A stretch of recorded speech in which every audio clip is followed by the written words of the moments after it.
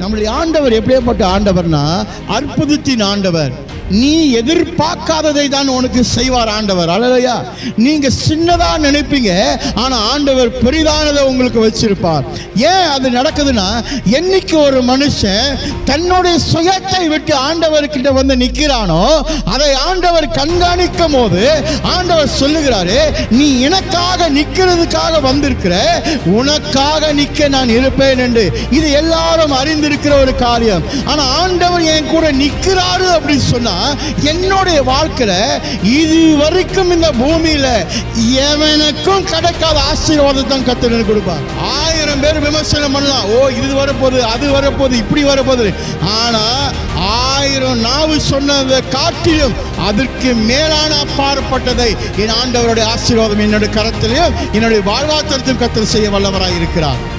வேதம் கூறுகிறது, தேவ வல்லமை உன் மேல வந்ததென்றால் நீங்கள் சாட்சி உள்ளவர்களாக இருப்பீர்கள் என்று. தேவ வல்லமை உன் மேல வந்ததுன்னா உன்னை மாற்றும், உன் தேசத்தை மாற்றும், உன் குடும்பத்தை மாற்றும்.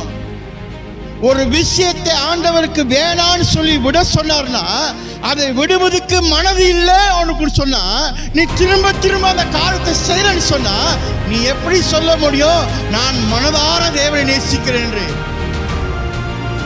அவர் உடன்படிக்கை செய்கிறதை அவர் நிறைவேற்றுகிற தேவனாய் இருக்கிறார்.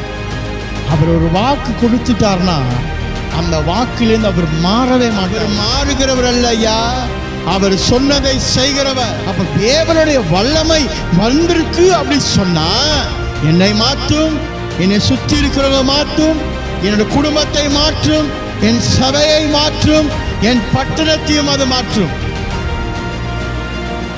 அல்லேலூயா. என் தேசத்தை மாற்றும்.